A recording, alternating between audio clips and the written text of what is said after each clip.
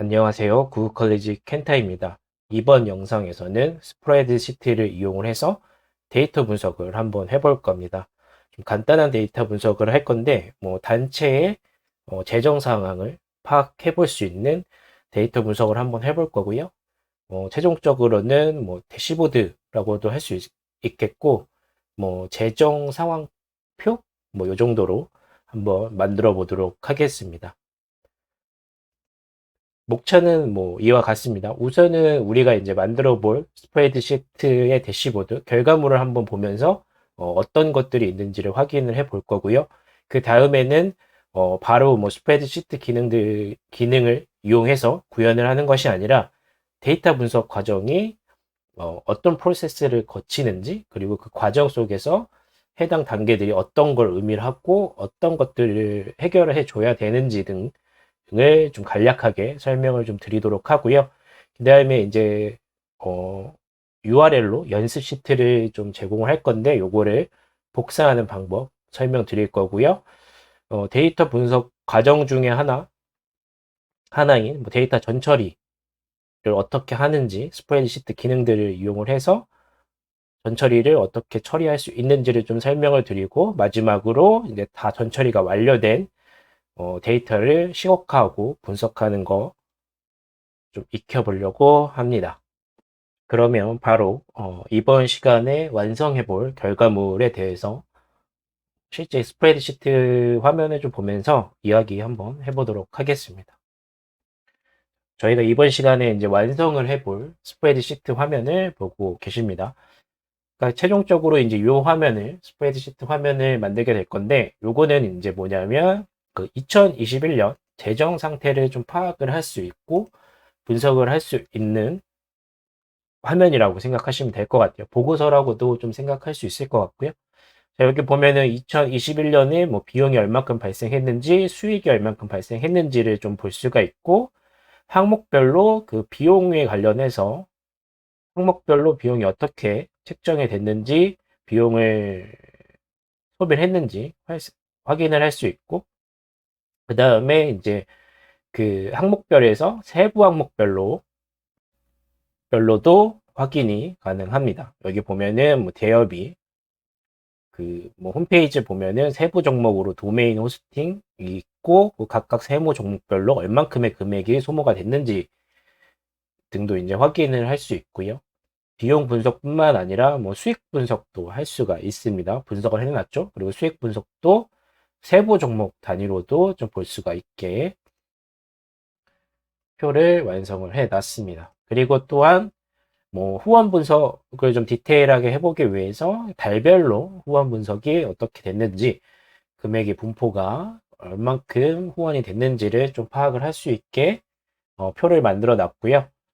역시 이것도 세부 종목별로도 확인을 할 수 있게 완성을 해 놨습니다. 그리고 저희가 이제 보고서나 이런 거 만들 때 차트가 들어가면 조금 더 이해가 쉽기 때문에 이렇게 표를 보는 것보다는 차트를 보게 되면 조금 더 파악이 쉽기 때문에 요 달별 후원 분석에 따른 그래프 차트도 이렇게 추가를 해 놨습니다. 그래서 저희가 이제 최종적으로 만들 화면은 요와 같은 그 재정 분석 화면이라고 생각을 좀 해두시면 될 것 같아요. 그래서 결과 화면은 이제 요와 같고, 처음에 이제 저희가 이제 시작할 데이터 같은 경우는 요렇게 입력이 되어 있습니다. 그래서 요거 입력부터 요렇게 재정 분석까지 만들어 가는 과정을 이번 시간에 배워가면서 거기에 스텝별로 어떤 기능들을 사용을 할 수 있는지를 이해를 해보시면 될 것 같습니다. 바로 이렇게 스프레드시트를 적용하기 이전에 저희가 데이터 분석 시각화든 표를 만들든 어떤 그 차트를 만들든 데이터 분석하는 데는 일반적으로 좀 따르는 프로세스 과정이 있습니다. 그거에 대해서 좀 짧게 설명을 드리고 실제로 스프레드시트로 한 작업을 한번 해보도록 하겠습니다. 간단하게 나누게 되면, 데이터 분석할 때 가장 간단하게 좀 단계를 나누게 되면 세 가지 스텝 단계로 좀 나눌 수가 있어요.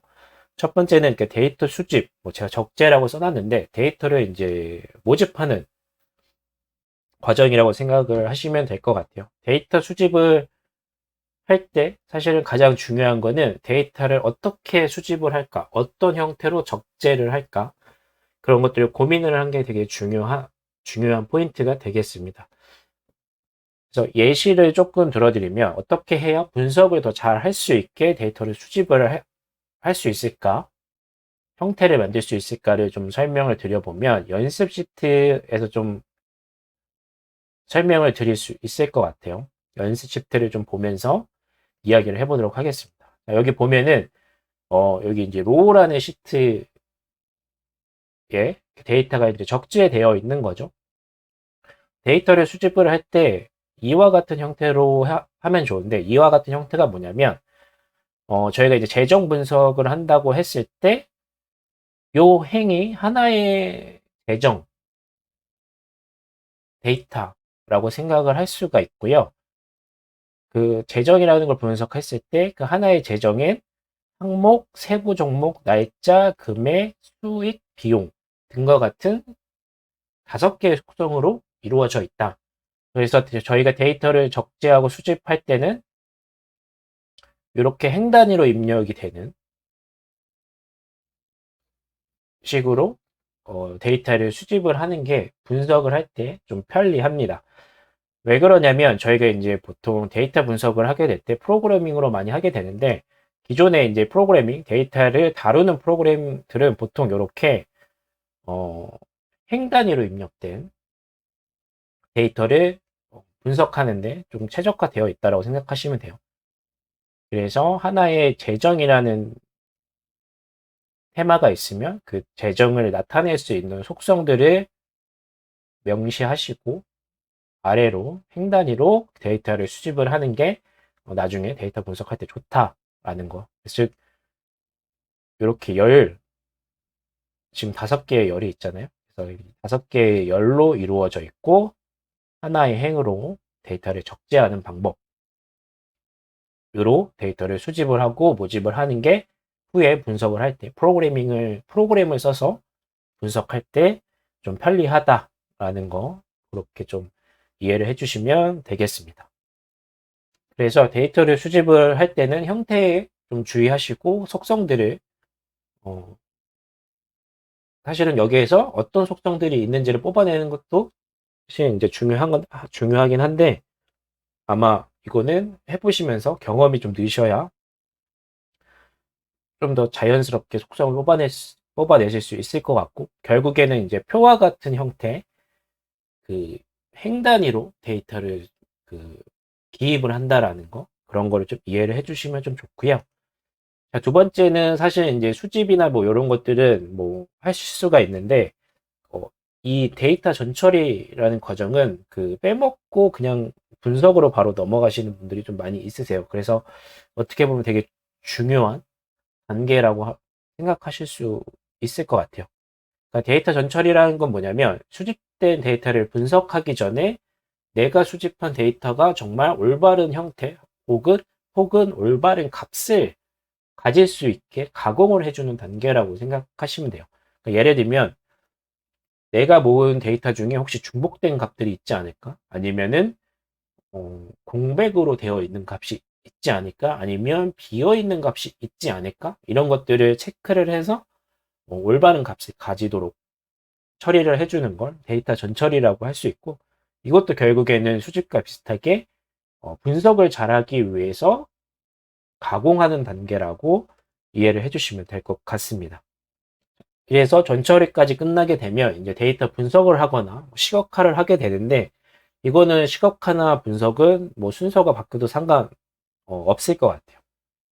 그러니까 시각화라는 건 뭐 차트로 만들거나 표로 만들거나 무언가를 이제 시각적으로 데이터를 시각적으로 표현하는 걸 의미를 하는데, 저희가 가장 많이 사용하는 건 뭐 표나 차트 정도가 되겠죠. 그래서 시각화를 우선 해보고 거기에서 의미를 도출하는 분석을 하는 그런 단계를 거칠 수도 있고요. 아니면 뭔가 그 데이터를 분석을 다 끝내고 의미 도출을 끝내고 그거를 의미를 전달하기 위해서 프레젠테이션 하기 위해서 시각화를 하기도 하고요. 그래서 뭐 데이터 시각화를 먼저 할 수도 있고 분석을 먼저 할 수도 있고, 아니면 계속 시각화하고 분석하고 다시 그 의미를 바탕으로 또 다른 시각화를 하고 이런 식으로도 좀 사용을 할 수 있을 것 같습니다. 그래서 간략하게 데이터 분석 과정 세 가지 단계에 대해서 좀 말씀을 드렸고 각각 단계에서 뭐 중요한 것들은 데이터 수집은 그 우리가 데이터 분석을 할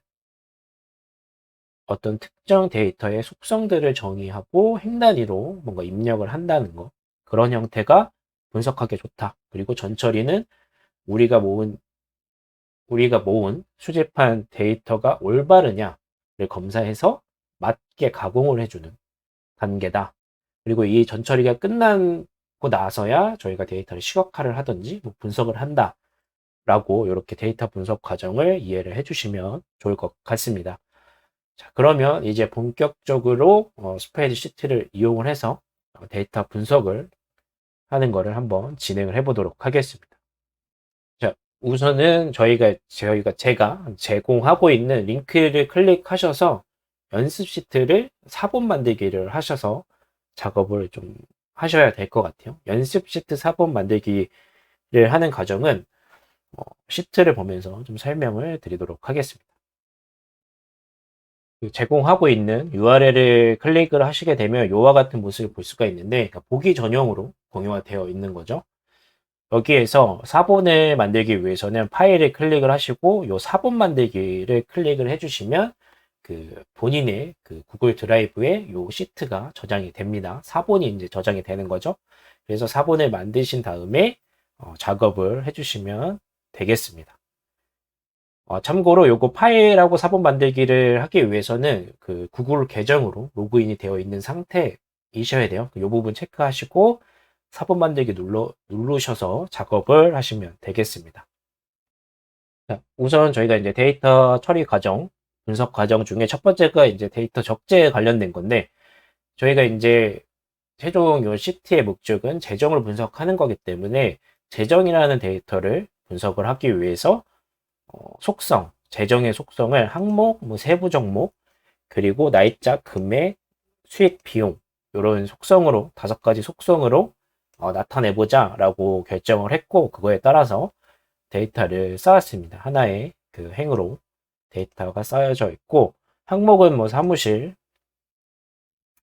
관련된 비용이냐 그리고 사무실 관련된 비용 중에서 뭐 대여비냐 보증금이냐 이렇게 세부 종목을 구별할 수 있게 세부 종목을 표현했고 그 해당 금액이 언제 뭐 지출이 됐느냐 언제 어느 날짜에 지출이 됐느냐를 표현하기 위해서 이제 날짜라는 속성을 정의를 했고요. 그리고 얼마큼 소비가 됐느냐 그래서 금액 속성을 정의를 했고 그 다음에 요 금액이 수익이냐 비용이냐 이런 것들을 나타내기 위해서 이렇게 수익, 그 비용이라는 속성을 정의를 했습니다. 그래서 이 5가지에 관련돼서 하나의 재정이라는 값이 5가지 속성을 가진다라고 정의를 했고 이렇게 행별로 금액을 입력을 해 두었습니다. 그래서 데이터 적재는 이제 이렇게 끝났고요. 그래서 이제 데이터 적재가 끝났으니까 그 다음에 이제 저희가 해볼 거는 요 적재된 데이터들이 제대로 올바로 데이터가 작성되어 있느냐 여부를 이제 체크를 하면서 전처리 과정을 진행을 한번 해볼 겁니다.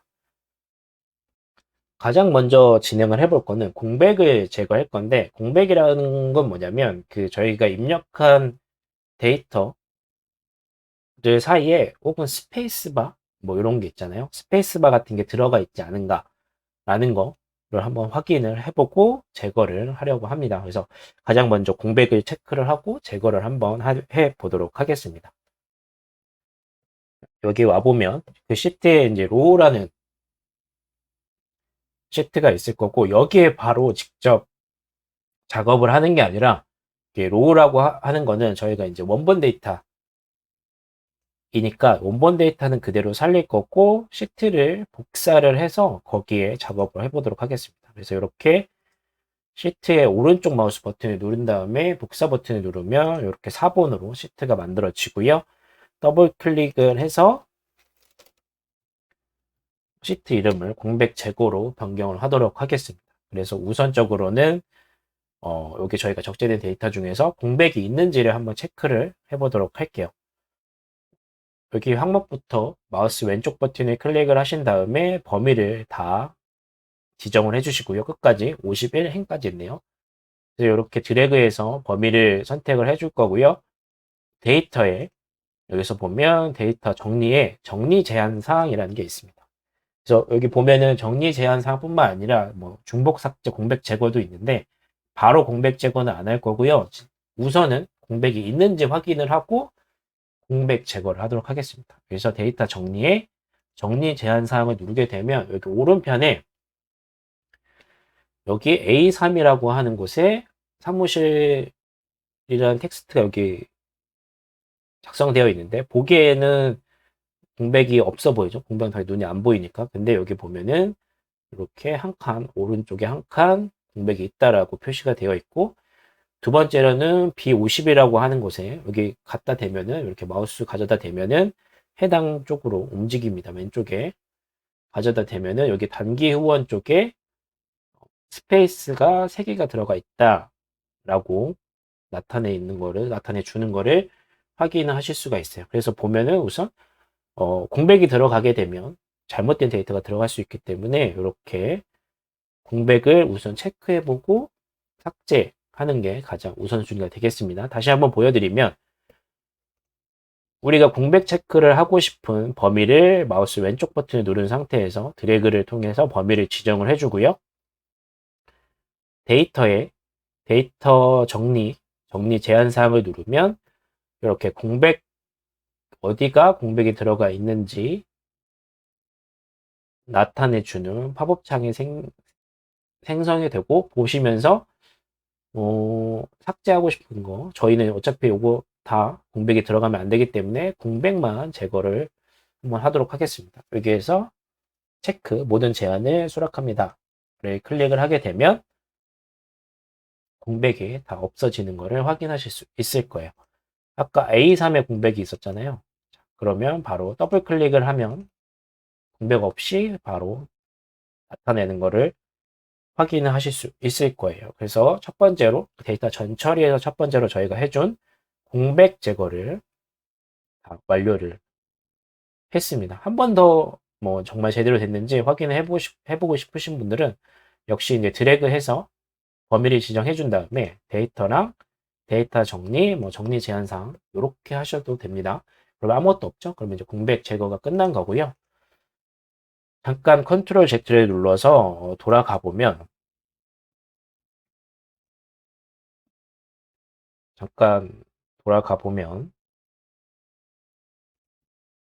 너무 많이 돌아갔네요.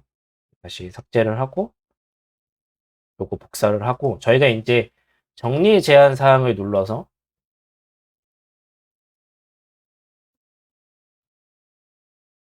공백이 있는지 우선 좀 확인을 했었는데 나는 뭐 확인 안 하고 바로 지우시겠다라고 하시면 이렇게 마우스 왼쪽 버튼을 클릭한 상태에서 드래그해서 범위를 지정해 주고요.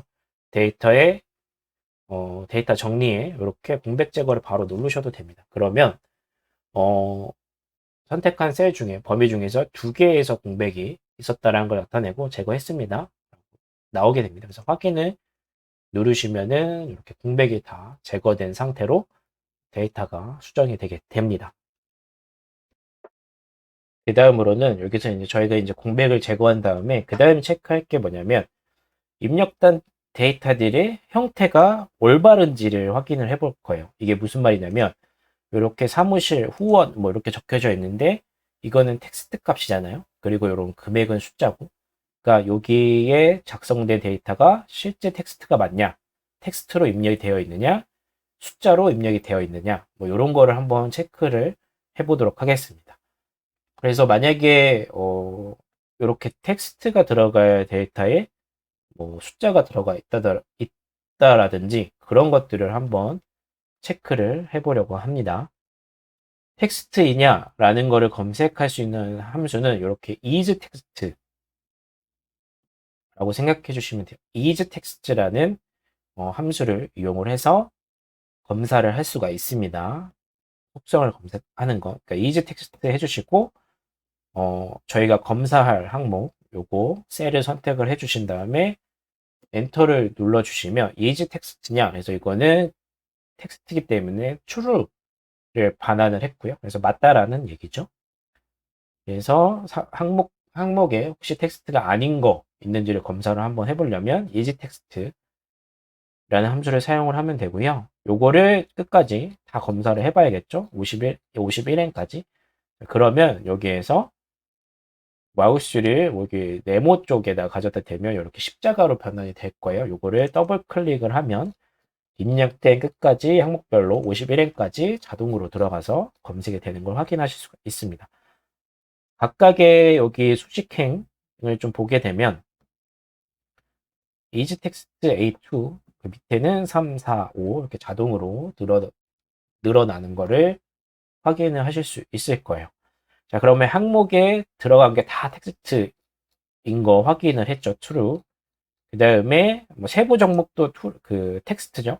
그럴 땐 이렇게 마우스 오른쪽 하단 십자가로 변신시킨 다음에 마우스 버튼을 누른 상태에서 드래그로 오른쪽으로 해주면 똑같이 값이 수식이 적용되는 걸 확인하실 수 있을 거예요. 그리고 수식 항목을 확인해 보면 B2로 변경이 됐죠. 자동으로. 이것도 역시 끝까지 적용을 하고 싶으시면은 마우스로 오른쪽 하단으로 위치를 시켜준 다음에 십자가로 변신했을 때 더블 클릭을 해주시면 다 적용이 됩니다. 그 다음에 날짜 같은 경우는 저희가 이렇게 할 수가 없죠. 왼쪽 버튼을 누른 상태에서 드래그를 오른쪽으로 할 수가 없죠. 왜냐하면 함수가 달라지기 때문에 날짜는 이게 뭐 숫자냐 이런 걸 검색을 해야 되는 거죠. 텍스트가 아니라. 그래서 숫자로 이냐라고 할 수도 있고 isDate냐, isDate는 날짜냐, 날짜 값이냐를 선택을 하는 거기 때문에 isDate를 명시를 해주시고 저희가 검사할 C열에 있는 거를 입력을 하도록 하겠습니다. 그리고 역시 true가 나왔죠. 더블 클릭을 해서 51행까지 다 검사를 해보도록 하겠습니다. 금액도 역시 금액은 숫자냐를 검사를 하는 거죠. 이거는 isNumber라는 함수를 사용을 하고요. 이렇게 저희가 검사할 셀을 선택을 하고 엔터를 클릭을 하면 되겠습니다. 자, 그러면 여기 보면 자동 완성 제한 사항이 있는데 요거를 뭐 클릭을 해서 자동 완성을 시키도록 하겠습니다. 그러면 숫자가 아닌 것들은 이렇게 false가 나오게 되죠. 여기 값이 비어 있네요. 요 처리는 좀 나중에 할 거긴 한데 어쨌든 여기 보면은 숫자로 나와 있는 건 다 true로 나와 있다라는 걸 확인을 할 수가 있고요. 수익 비용도 검사를 해보면 이것도 텍스트 검사를 하면 되겠죠. 텍스트이냐는 isText라는 함수를 사용을 하면 됩니다.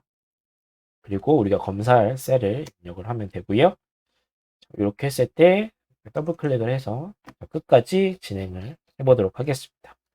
자, 그래서 지금 true, false로 isText, 뭐 isNumber, isDate라는 함수를 사용을 해서 우리가 입력된 데이터들의 속성, 값의 형태가 맞는지 검사를 한번 해봤고요.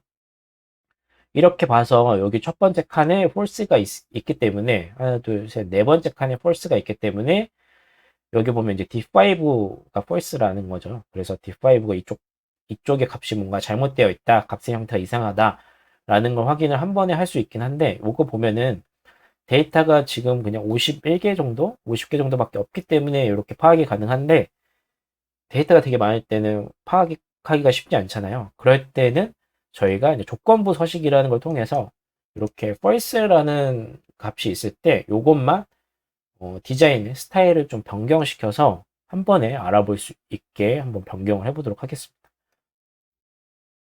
그래서 일단은 이렇게 범위를 다 지정을 해주고요. false라는 걸 좀 스타일을 다르게 적용시키기 위해서 이 작업을 하는 겁니다. 우선은 범위를 다 지정을 해주고요.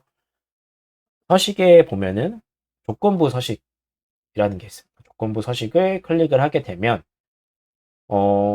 어떤 범위에 이 조건부 서식을 적용시킬 건지 어떤 규칙을 띌 건지 라는 게 있어요. 그래서 요거를 클릭을 한 다음에 false일 때라는 걸 지정을 해주면 되는데 false일 때라는 거는 맞춤 수식을 눌러 주신 다음에 맞춤 수식을 쓸 때는 저희가 함수나 뭐 수식을 작성하듯이 는을 먼저 써주고요.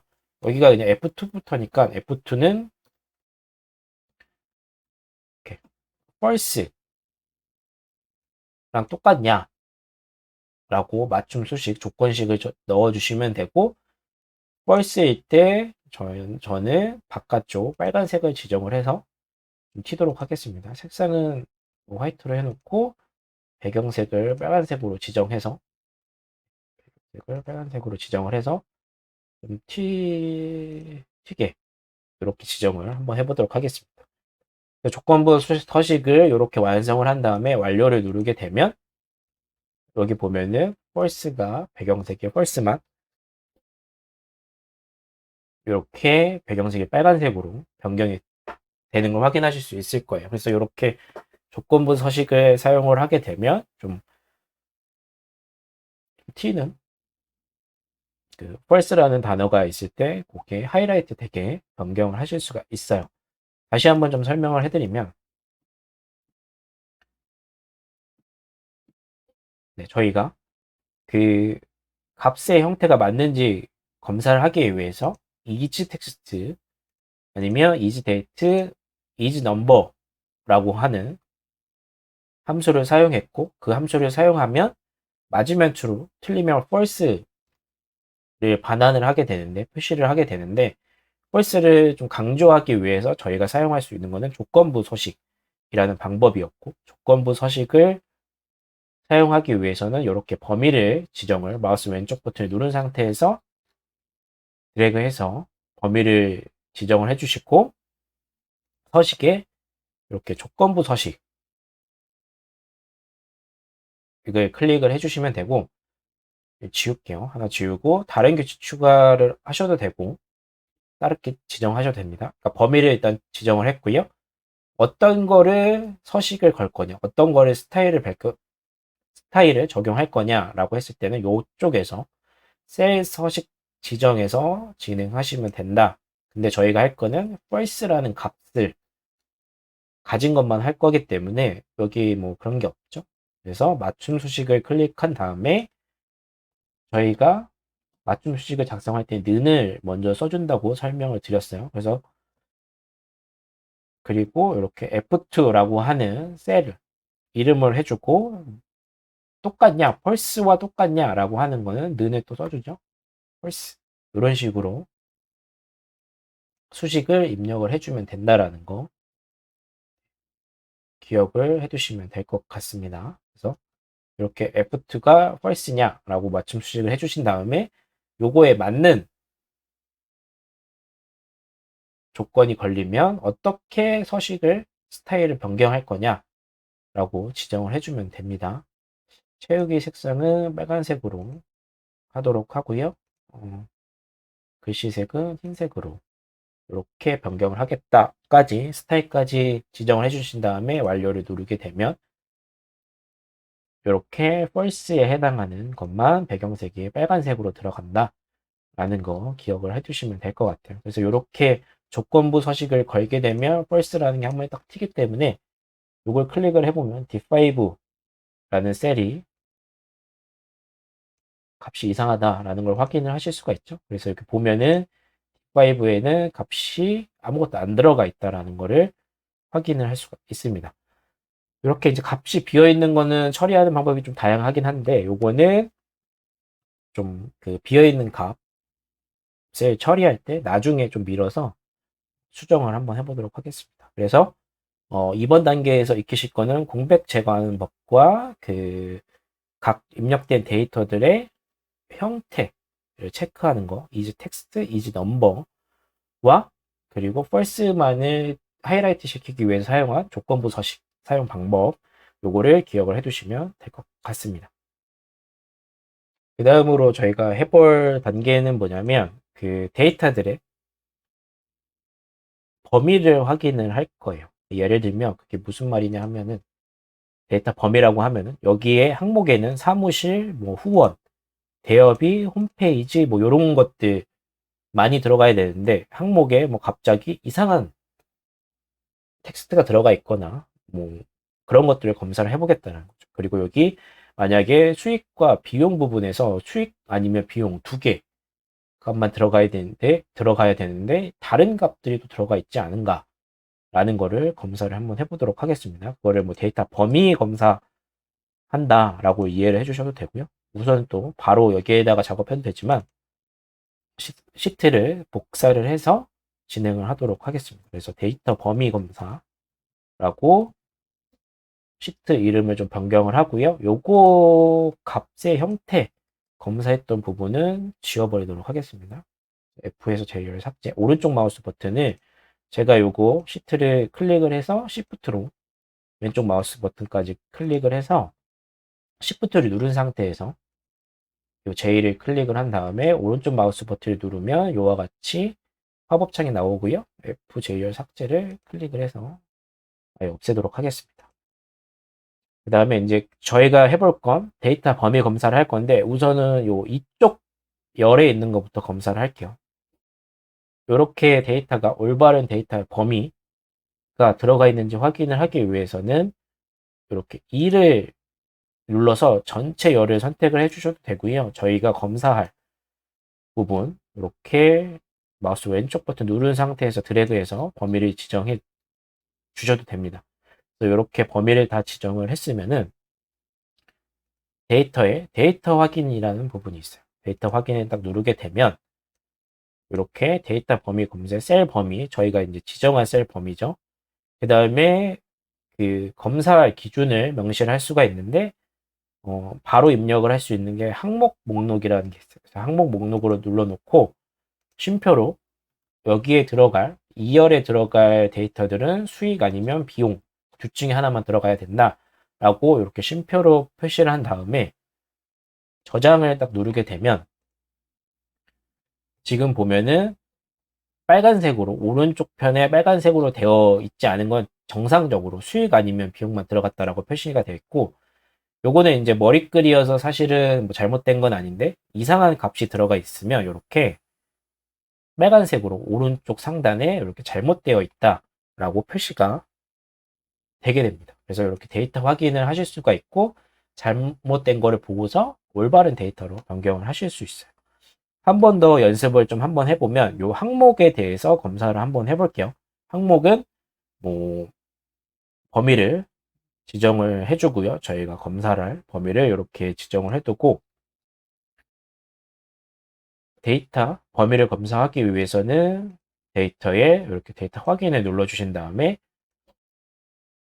항목 목록으로 변경을 해주신 다음에 사무실, 뭐 후원, 네, 뭐 대여비, 뭐 홈페이지, 뭐 소프트웨어 이 정도로 한번 해볼게요. 물론 다른 것들이 있을 거지만 여기에 항목 목록에 저희가 쉼표로 명시하지 않은 것들은 빨간 표시를 보면서 잘못 입력되어 있는 걸 확인을 할 수 있다라고 말씀을 드렸어요. 그래서 이렇게 항목 목록을 다 작성한 다음에 저장을 눌러주시게 되면 뭐 다 잘 들어간 거에는 아무 표시가 안 납니다. 이렇게 드롭다운만 표시가 되고요. 근데 여기 보면은 후원 관리라고 해서 이 부분은 저희가 데이터 확인 때 그 명시하지 않은 항목이잖아요. 그래서 이런 항목들은 이렇게 빨갛게 표시가 됩니다. 그래서 이런 것들을 보면서 이거 잘못됐네, 뭐 잘못 표시했네 이런 걸 보면서 데이터를 수정하실 수 있어요.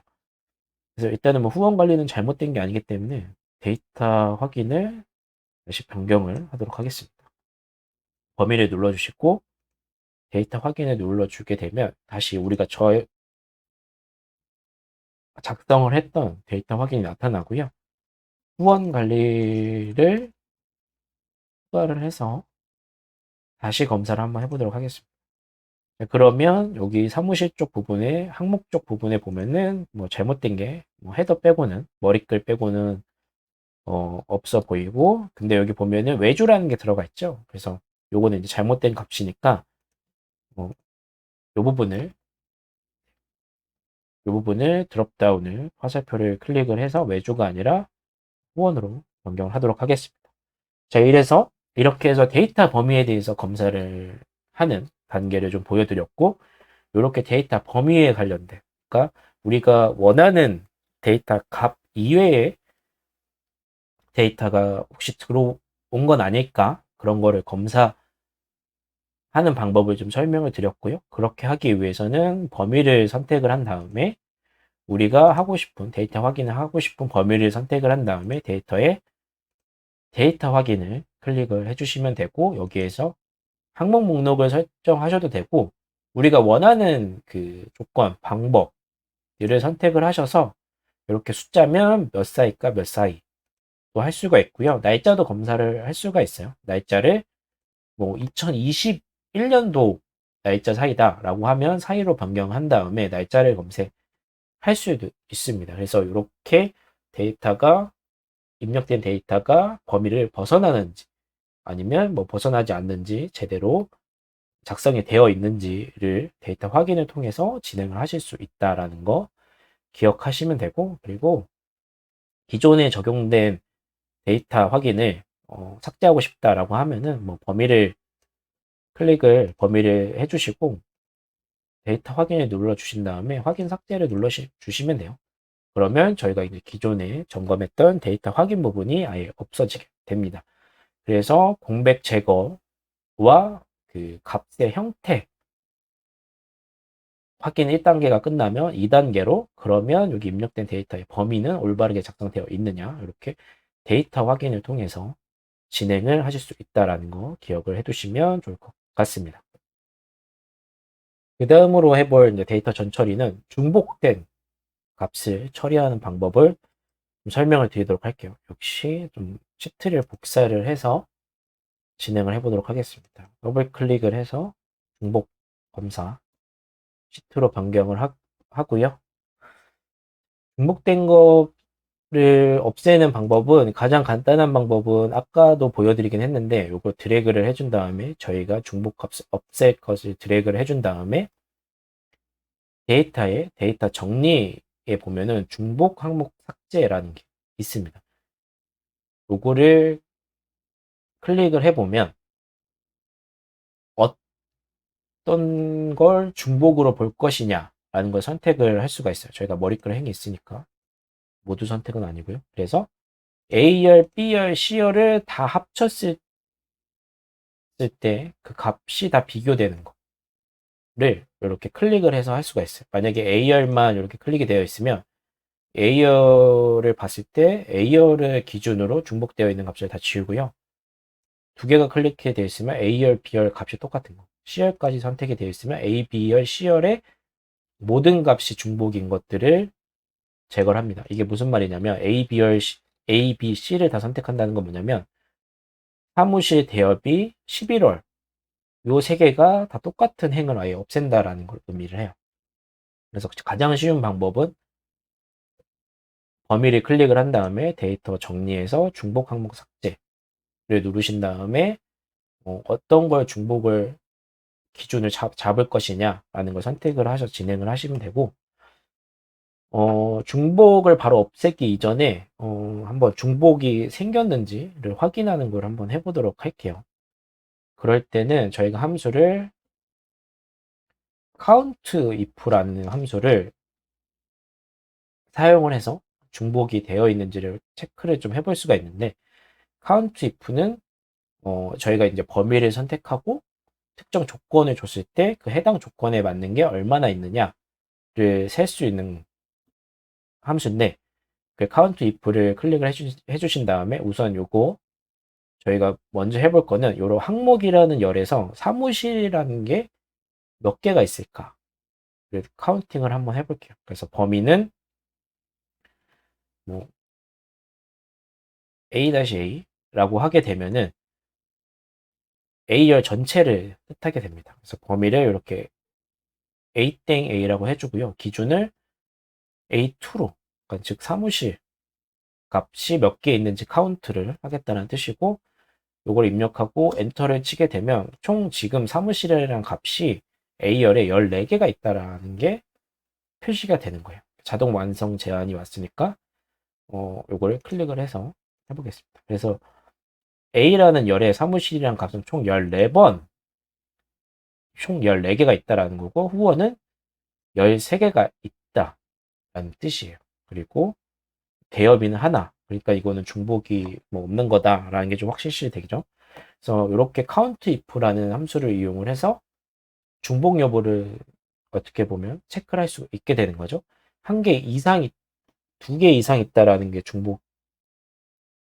중복이 있다라는 걸 뜻하는 거니까 count if를 사용을 해서 중복 여부를 우선 체크를 해볼 수 있습니다. 근데 count if의 단점은 뭐냐면 딱 한 가지 범위와 기준을 사용할 수가 있는데 저희가 해볼 거는 사무실 이렇게 항목, 세부 종목, 대여비까지 항목, 세부 종목, 날짜까지 합쳐진 이렇게 항목, 세부 종목, 날짜까지 동일한 것들을 중복으로 볼 거거든요. 그러니까 뭐 예를 들면 후원하고 정기 후원이고 10월 달 요 세 개까지 합한 게 중복이 있냐 여부를 체크를 해서 없애줄 거예요.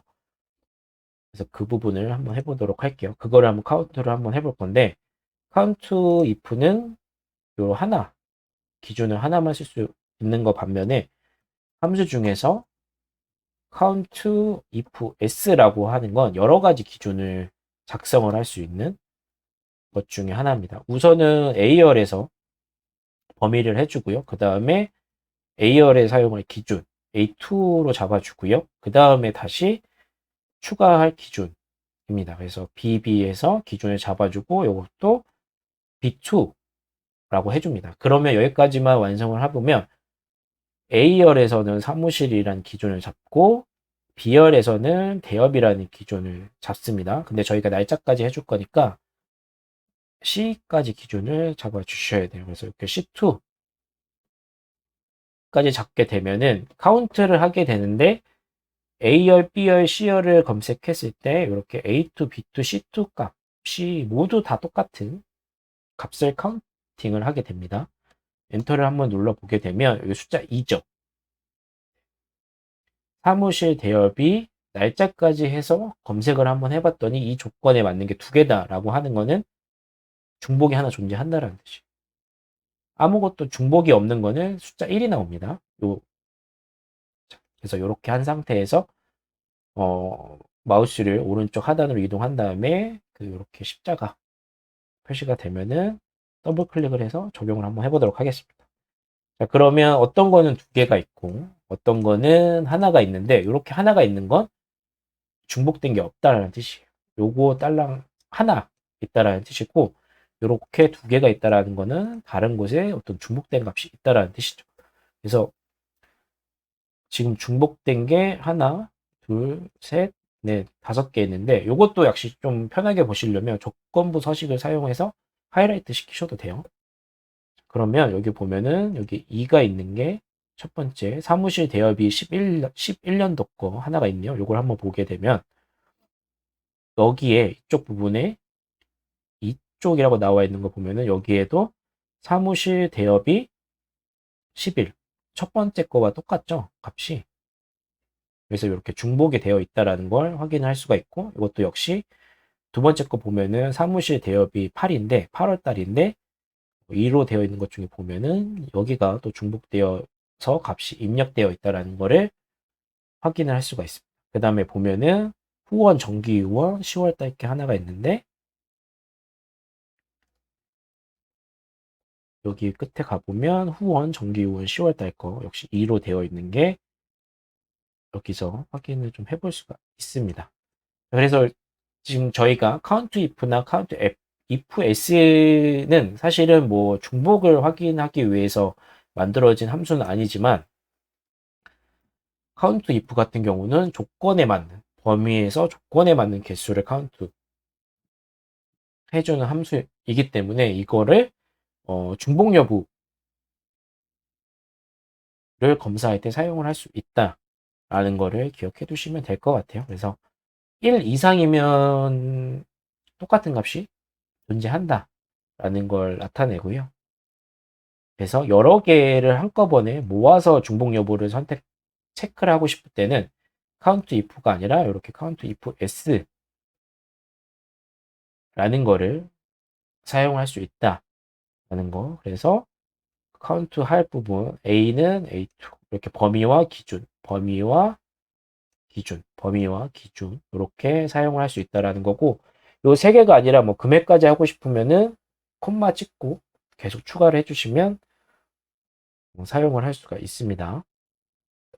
자, 이렇게 해서 중복 여부가 있는지를 우선 체크를 했어요. 그러니까 저 같은 경우는 바로 제거를 해도 되긴 하지만 정말 이 중복된 데이터가 어떤 데이터인지를 우선 확인을 해보고 제거를 하는 게 좀 마음이 편하기 때문에 이렇게 단계를 좀 거치고요. 그래서 이렇게 본 다음에 중복 제거를 해주시면 될 것 같습니다. 중복 제거를 하는 거는 아까 좀 보여드렸지만 우선 요거 중간적으로 좀 검사했던 부분은 삭제를 좀 시키고 중복 제거를 바로 해보도록 하겠습니다. 이렇게 범위를 드래그를 해주시고 데이터 정리에 중복 항목 삭제를 눌러주신 다음에 머리글 행이니까 이렇게 머리글 행 체크를 해주시고 저희가 중복 여부는 A열, B열, C열이 모두 중복인 거를 체크를 해주시면은 요 세 열에 대해서 중복 여부를 검사를 한다라고 말씀을 드렸어요. 그래서 이렇게 체크하고 중복 항목을 삭제를 눌러서 진행하도록 하겠습니다. 자, 그러면 세 개가 삭제가 됐다라는 거. 아까 세 개가 있었죠? 중복행을 삭제했다 나와 있고 47개의 행이 유지된다 라고 나와 있는 걸 확인할 수가 있습니다. 그래서 이렇게 확인을 눌러주게 되면 이제 중복값이 없는 데이터가 이제 완성이 되겠습니다. 자, 저희가 이제 중복 검사, 중복 제거까지 했고 마지막으로 해볼 전처리 단계는 비어있는 값을 검사를 한번 해볼 겁니다. 그래서 비어있는 값은 검사를 해서 채워 넣는 과정을 한번 진행을 해보도록 하겠습니다. 역시 복사를 해서 진행을 할 거고요. 시트 누른 상태에서 마우스를 시트에 가져댄 상태에서 오른쪽 마우스 버튼을 누른 다음에 복사를 누르시면 돼요. 그래서 그 다음에 시트 제목을 더블 클릭으로 변경을 한번 해보도록 하겠습니다. 비어있는 값 검사라고 시트를 변경을 해주고요. 비어있는 값 검사 같은 경우는 아까 저희가 뭐 이즈 텍스트 뭐 이런 걸 통해서도 하실 수 있는데 일단 여기 금액만 딱 보이니까 요것만 체크를 한번 해볼게요. D열에 비어있는 값은 is blank라고 하는 함수를 이용을 해서 진행을 할 수가 있습니다. 그래서 우리가 원하는 거 이렇게 셀을 입력을 해주시고 엔터를 누르게 되면은 비어있지 않으면 false를 해주고요. 비어있으면 true를 표시를 해줍니다. 이렇게 더블 클릭을 해서 쭉 적용이 되게 진행을 해주고요. 왜냐면 여기 보면 바로 true가 나오죠. 네, 여기 바로 이제 true가 나오게 되는데, 잘 안 보이니까 이것도 한번 조건부 서식을 쓰게 되면 범위를 다 드래그해서 지정을 해주고, 조건부 서식은 서식에 조건부 서식을 클릭을 해줍니다. 그 다음에 저희가 이제 기준을 명시하는 건 이쪽 부분이었죠. 셀 서식 지정, 이 부분. 이거를 클릭을 한 다음에 true인 것들만 스타일을 변경을 할 거니까 맞춤 수식을 눌러주시고 는을 해주신 다음에 수식을 저희가 집어넣을 거기 때문에 f2가 true인 거 이렇게 수식을 지정을 해줍니다. 그리고 채우기 색상은 그냥 빨간색으로 이렇게 표시를 해주고 글씨색은 흰색으로 변경을 해서 완료를 눌러주게 됩니다. 자, 그러면 이쪽 부분만 좀 하이라이트가 되니까 바로 구별을 할 수가 있죠. 이걸 클릭을 하면 div5 부분이 비어 있다 라는 걸 알 수가 있어요. 그래서 이렇게 비어 있는 셀을 저희가 추출을 할 수가 있고요. 자, 여기 보면은 그러면 이제 데이터 분석을 하기 이전에 비어 있는 값을 이제 추출을 했으니까 채워 넣어야 되는데 여러 가지 선택법이 있어요. 뭐냐면 첫 번째는 비어 있는 값을 지운다라는 게 첫 번째 선택일 수 있습니다. 그리고 두 번째로 지우지 않고 뭔가로 채워 넣고 싶다라고 했을 때 여러 가지 값을 집어넣을 수 있는데 저희가 사실은 이런 거를 전처리를 해줄 때는 대표값이라는 거를 보통은 채워서 넣습니다. 지운다기보다는 대표값을 좀 넣어서 바로 잡는 편인데 대표값 중에 우리가 가장 많이 알고 있는 거는 뭐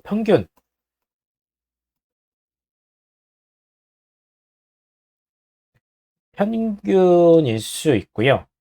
그 다음에 중앙값 아니면 채빈값 정도가 우리가 가장 많이 들어본 대표값들 중에 하나라고 생각하시면 될 것 같아요. 평균은 다 더한 다음에 수만큼 나누는 걸 평균이라고 하고, 중앙값은 뭐 1, 2, 3, 뭐 5 있을 때 중앙에 있는 값, 그 평균이랑 좀 다르죠. 채빈값은 가장 많이 나타나는 빈도로 나타나는 거를 이제 채빈값이라고 얘기를 할 수가 있는데, 각각의 의미가 사실은 약간씩 다 다릅니다. 네. 그래서 저희가 어떻게 채워 넣을 것이냐, 어떤 대표값을 사용을 할 것이냐를 선택하는 것도 사실은 굉장히 중요한 거긴 한데요.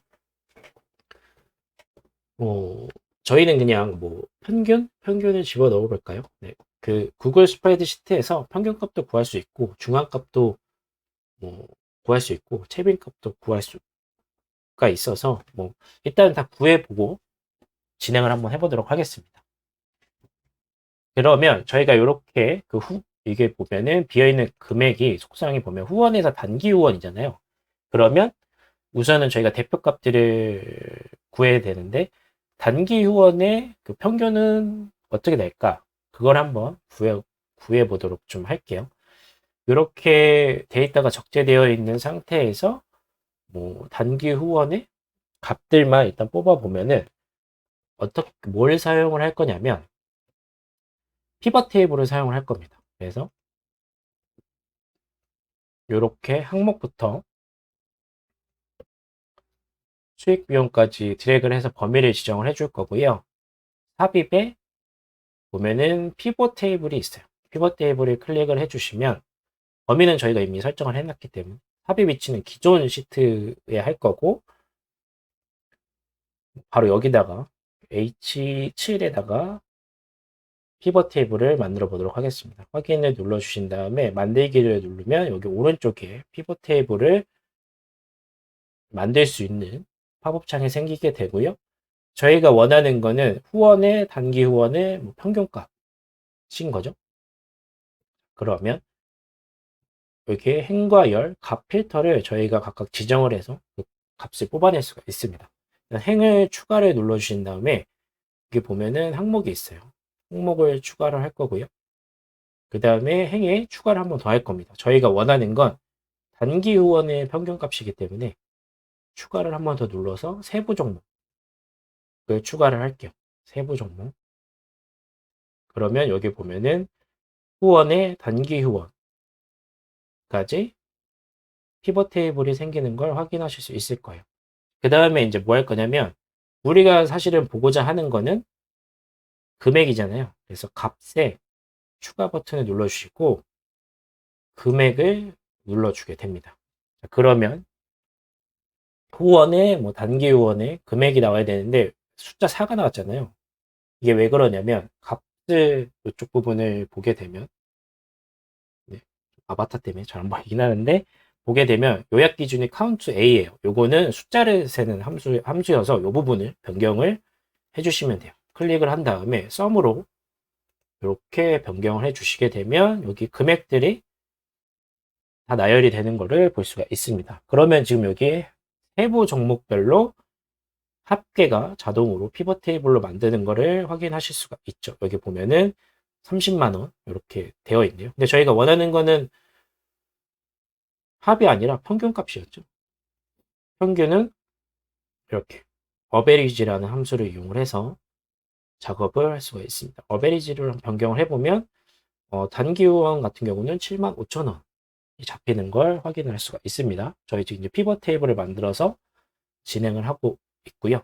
근데 저희가 사실 보길 원하는 건 이제 후원에 관련된 것들만 보면 되잖아요. 그러면 다른 것들을 안 보기 위해서는 이렇게 필터라는 거를 이용을 해보면 되겠습니다. 얘를 아바타를 좀 움직여서 이렇게 움직이도록 하겠습니다. 필터라는 걸 이용을 해서 후원만 좀 보도록 하겠습니다. 필터 추가를 해주시고요. 항목에 클릭을 하시면 지금 모든 항목 표시가 있는데 저희가 결국에 원하는 거는 요 후원만 표시를 하면 되기 때문에 이렇게 화살표를 클릭을 해주신 다음에 다 지우고 후원만 딱 이렇게 클릭을 한 다음에 확인을 눌러주시면 됩니다. 그러면 이렇게 필터가 적용이 되면서 우리가 보길 원하는 후원과 관련된 부분만 이렇게 표시가 되는 걸 확인하실 수가 있어요. 이렇게 되면은 여기 보면은 그래서 보면은 평균값이 75,000원이 사용이 됐다라는 걸 확인하실 수가 있습니다. 그래서 보면은 저희가 평균값이 뭐 아니라 중간값을 원한다고 하면은 뭐 미디언을 표시해도 좀 될 것 같아요. 그래서 이렇게 나머지는 뭐 이렇게 표준 편차값 뭐 이런 것들이 있기 때문에 우리가 구역 뭐 계산하고 싶으신 함수를 좀 보면서 이런 게 뭐 카운트는 숫자 세는 거고요. 썸은 합계고 맥스는 최대, 미는 뭐 최소값 뭐 이런 거죠. 그래서 이런 것들을 저희가 원하는 그 대표값을 선택을 한 다음에 함수를 클릭을 해서 진행을 할 수 있다라는 거 확인을 해 보시면 돼요. 그래서 간단하게 이렇게 데이터가 적재되어 있는 상태에서는 피벗 테이블만으로도 이렇게 각 종목별 뭐 이렇게 종목별 합계, 표준 편차, 뭐 평균 이런 것도 구현할 수 있다라는 거 기억을 해두시면 좋을 것 같습니다. 그래서 이렇게 평균을 살펴봤더니 단기 후원에서는 75,000원이 평균이었죠. 요 그냥 최대값, 최대값이 아니라 대표값으로는 평균을 좀 이용을 해서 진행을 하도록 하겠습니다. 최빈값 같은 경우는 이렇게 그 함수 중에서 모드라는 걸 이용을 해서 최빈값을 구현하실 수 있어요. 그러면 가장 빈번하게 나타나는 값을 뽑으실 수 있습니다. 평균값이 75,000원을 사용을 하도록 하겠습니다. 컨트롤 C를 누른 다음에 복사를 할 건데 값만 복사를 하기 위해서 컨트롤 Shift V를 누르면 값만 복사가 됩니다. 75,000원 그냥 직접 입력하셔도 되고요. 그래서 이렇게 단기 후원의 평균값을 대표값으로 지정을 해서 비어있던 요 금액을 채워 넣습니다. 자, 그래서 여기까지가 그 데이터 전처리 과정에 대해서 마지막 단계인 이제 비어있는 값을 검사하는 법, 검사하고 대표값으로 집어넣는 것까지 한번 보여드렸습니다. 여기에서 좀 2단계에서 보실 거는 뭐 비어있는 값 검사하는 거는 isBlank라는 함수를 사용했던 거고 했던 거여서 뭐 간단한 거였는데 그것보다는 비어있는 값을 메꾸는 방법에 대해서 메꾸는 방법을 하기 위해서 피벗 테이블을 어떻게 사용을 했는지 그리고 피벗 테이블에서 우리가 평균 아니면 썸 이렇게 변경을 해서 우리가 원하는 값을 이렇게 추출을 했다라는 것들을 기억을 좀 해두시면 될 것 같아요. 그래서 비어있는 값을 검사하고 대표값을 집어넣는 거, 집어넣어서 데이터 전처리를 마무리한다. 그것까지 기억을 좀 해두시면 좋을 것 같습니다. 자, 그러면 저희가 데이터 전처리는 다 끝났기 때문에 이렇게 데이터 전처리가 완료된 걸 가지고 보고서를 만들어 보는 대시보드를 만들어 보는 걸 진행을 한번 해보도록 하겠습니다. 요거는 뭐 시트를 복사하는 게 아니라 시트를 새로 만들어서 진행을 할게요. 시트 추가 버튼을 클릭을 한 다음에 시트 제목도 더블 클릭을 해서 재정 보고라고 시트 이름을 작성을 한 다음에 진행을 하도록 하겠습니다. 여기에서 만드는 건 다 거의 다 피벗 테이블을 이용을 할 겁니다. 그래서 우선적으로 할 거는 저희가 여기가 보면은 재정과 관련된 데이터잖아요. 그래서 첫 번째는 비용이 얼만큼 들었는지, 수익이 얼만큼 발생을 했는지 등을 파악을 할 수 있는 걸 표를 한번 만들어 보도록 하겠습니다. 시트를 이동을 한 다음에 피벗 테이블을 이용을 할 겁니다. 그래서 삽입에 피벗 테이블을 눌러주시고 데이터 범위는 저희가 이렇게 중복까지 없앤 완료된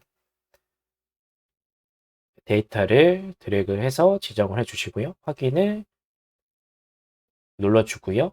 피벗 테이블 만드는 건 기존 시트에 만들 거고, 여기가 저희가 재정 보고 쪽, 여기 첫 번째 칸 A1에다가 만들어 볼 겁니다. 확인을 눌러주시면 데이터 범위를 선택했고, 피벗 테이블이 위치할 시트도 지정을 했습니다. 만들기를 눌러줍니다.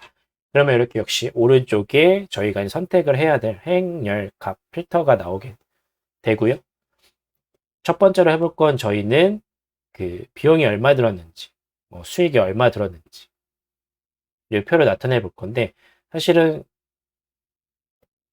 여기에 테이블을 보게 되면 여기에 값으로 비용과 수식으로 나눠져 있기 때문에 요 수익 비용을 기준으로 총합을 하게 되면 요거를 구현을 하실 수가 있어요. 그래서 행추가할 때 저희가 보고 싶은 기준이 수익 비용이잖아요.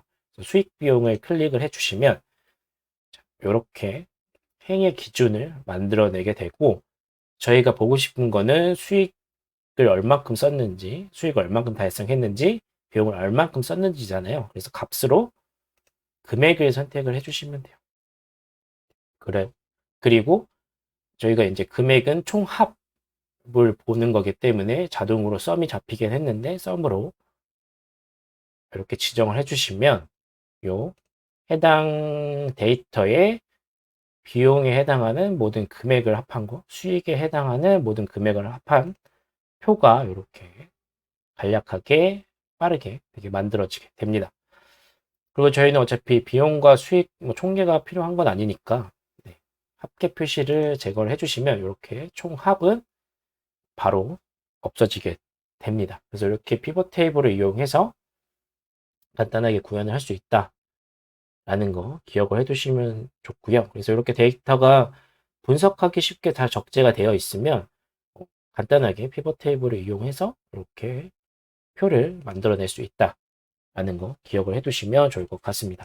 자, 두 번째 표를 만들어 볼 건 뭐냐면, 그렇게 이제 총 비용, 총 수익은 이제 저희가 구현을 해 놨는데, 비용에서 항목별로 얼만큼 들었는지를 좀 한번 파악을 한번 해보도록 할게요. 항목별로 비용이 얼마인지, 항목별로 수익이 얼마인지, 분포가 되어 있는지, 이런 것들을 확인하는 표를 한번 만들어 보도록 하겠습니다. 역시나 피벗 테이블을 이용을 할 거고요. 삽입을 누르고 피벗 테이블을 눌러줍니다. 데이터 범위는 저희가 그 피벗 테이블을 많이 사용하다 보면 추천 범위를 해줘요. 사실 요거 여기 비어있는 각 검사 시트에 있는 거기 때문에 이렇게 범위를 선택을 해주시고 확인을 눌러줍니다. 기존 시트에 만들 거기 때문에 이렇게 클릭을 해서 지정을 해주고요. 만들기를 클릭을 해줍니다. 우리가 보기 원하는 거는 비용과 관련된 금액들을 볼 건데, 항목별로 보기를 원하는 거죠. 항목별로 금액을 보기를 원하는 겁니다. 추가를 해주시고 항목을 행에 추가를 해주면 행에 이렇게 각각의 항목들이 들어가는 걸 볼 수 있고요. 그 다음에 저희가 원하는 거는 값이잖아요. 그래서 금액을 클릭을 해줍니다. 그러면 항목별로 총합들을 확인을 할 수가 있어요. 자, 근데 이게 뭐 이렇게 끝나면 안 되는 게 뭐냐면, 저희가 보길 원하는 건 비용과 관련된 항목을 보길 원하는 거죠. 그러면 필터를 이용을 해서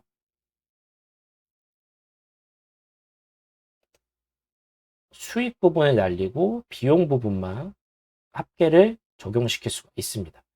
모든 항목 표시에서 비용 것만 볼 거기 때문에 이렇게 비용에만 체크를 해두시고 확인을 누르게 되면 이게 비용과 관련된 항목 부분들만 이렇게 분석을 해내실 수가 있어요. 그래서 이게 비용 부분의 항목별 금액을 확인을 할 수가 있습니다. 그 다음에 보면은 저희가 이제 데이터 쪽에 보면은 항목뿐만 아니라 세부 종목도 있잖아요. 세부 종목별 얼마큼 썼는지 또 표를 한번 만들어 볼게요. 역시 피벗 테이블을 만들어 볼 거고요. 삽입에 피벗 테이블을 눌러주고요. 데이터 범위 그냥 추천되어 있는 거 사용하도록 하겠습니다. 아니면 여기 시트 들어가셔서 이렇게 드래그 해주셔도 되고요. 그다음에 기존 시트에 넣을 거고 이쪽 부분에 추가를 하도록 하겠습니다. 만들기를 눌러주시면 항목별 세부 종목 이렇게 추천되는 거 보시면서 클릭하셔도 되고 저는 그냥 직접 하겠습니다. 항목별 그 다음에 행은 더 추가하셔서 진행하실 수 있어요. 세부 종목별 그러면 이렇게 항목과 세부 종목별로 행을 다 추가한 다음에 우리가 보고 싶은 거는 금액이죠. 이렇게 금액을 나열하게 되면 항목과 세부 종목별로 금액의 합계를 나타낼 수 있습니다. 근데 여기서 끝나면 안 되겠죠. 저희가 원하는 건 비용과 관련된 부분이기 때문에 필터를 이용을 해서 모든 항목을 표시하는 게 아니라 비용과 관련된 부분만 표시를 하도록 적용을 시켜줍니다. 자, 그래서 이렇게 표를 만들게 되면 비용 부분에서 세부 종목별로 어떻게 분포가 되어 있는지를 확인할 수 있는 표를 피벗 테이블을 이용을 해서 만들었다는 걸 보시면 될 것 같아요. 자, 피벗 테이블을 지금 연습한다라고 생각을 좀 하셔도 됩니다. 자, 저희는 그래서 이번에는 비용 부분에 대한 항목별 금액을 해봤으니까 이번에는 수익 부분에 대한 세부 종목까지 한번 만들어 보도록 하겠습니다. 이번에는 수익 부분의 항목별 금액을 만들어 보도록 하겠습니다. 역시 똑같죠? 피벗 테이블만 사용을 하면 간단하게 구현이 가능합니다. 피벗 테이블을 눌러주고요. 이렇게 데이터 범위는 요 비어있는 각 검사 시트에 있는 거 선택을 해주시고 기존 시트 그냥 여기 바로 밑에다가 클릭을 해주신 다음에 만들기를 클릭을 해주면 됩니다.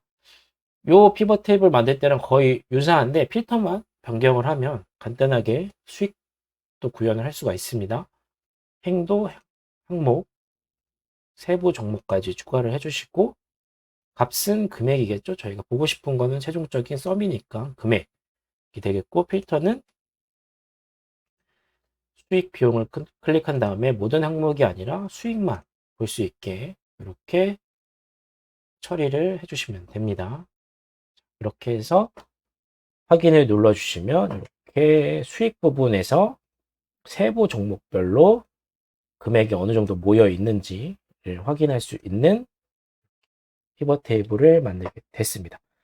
그래서 사실 저희가 데이터 분석을 할 때 과정을 좀 설명을 드릴 때 이렇게 데이터의 형태를 만드는 게 되게 중요하다.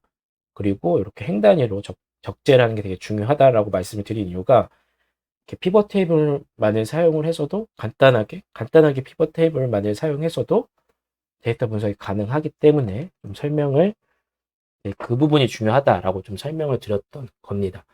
그 다음에 한번 해볼 거는 저희가 여기 보면은 날짜별로 있잖아요. 그 날짜별로 후원 금액이 어떻게 들어오는지를 한번 체크해 볼 수 있게 피벗 테이블을 만들어 보도록 할게요. 역시나 피벗 테이블을 만들기 위해서는 클릭을 해주시고 데이터 범위는 역시나 우리가 계속 사용했던 데이터죠. 기존 시트를 클릭을 해주고 피벗 테이블에 들어갈 위치 선택을 해준 다음에 만들기를 클릭을 해주게 되겠습니다.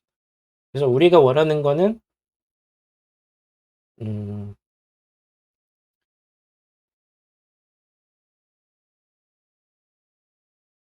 네, 항목 추가를 해주고요. 그 다음에 세부 종목 이걸 해주고 열에다가 날짜를 지정을 해주도록 하겠습니다. 그러면 여기 보면은 항목별로 날짜별로 표가 생기는 걸 확인할 수가 있고요. 값은 금액을 집어넣도록 하겠습니다. 그 다음에 저희가 이제 필터를 이용을 좀 해보면 이쪽 부분만 후원만 나타나게 하면 되겠죠.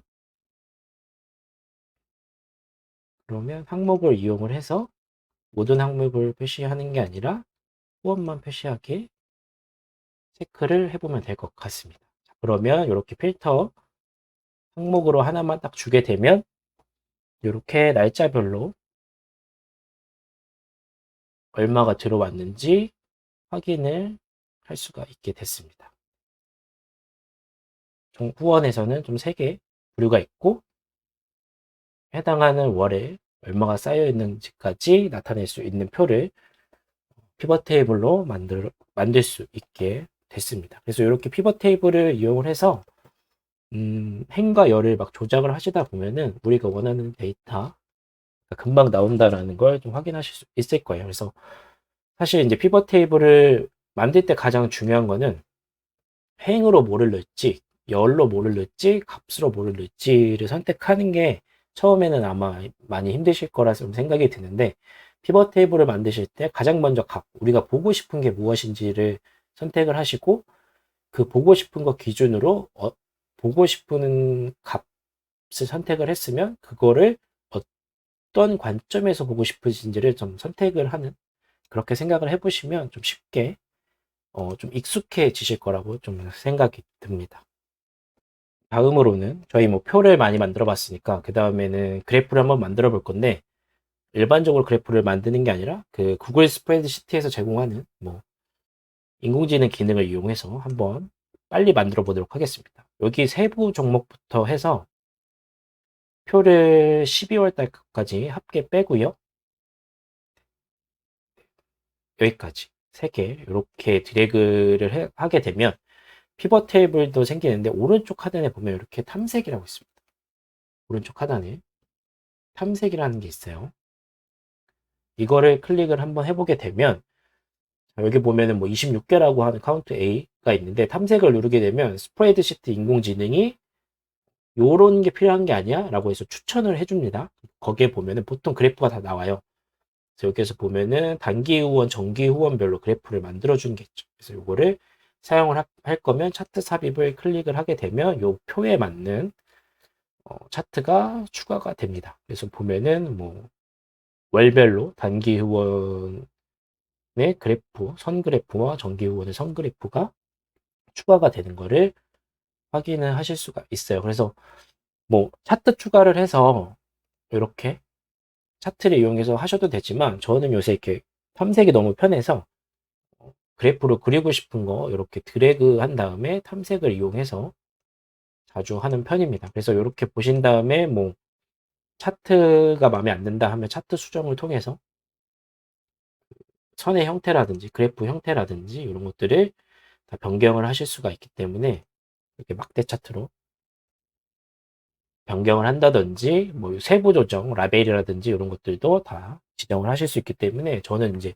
이와 같이 작업을 좀 많이 하는 편입니다.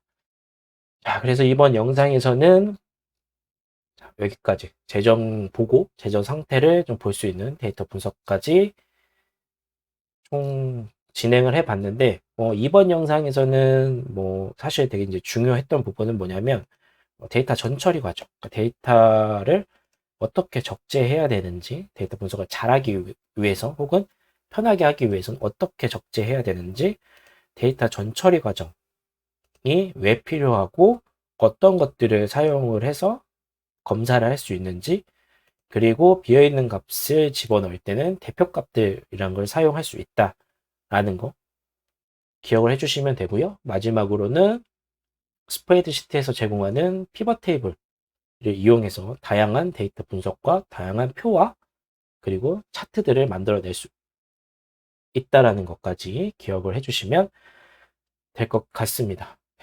이번 영상 여기에서 마무리하도록 하겠습니다.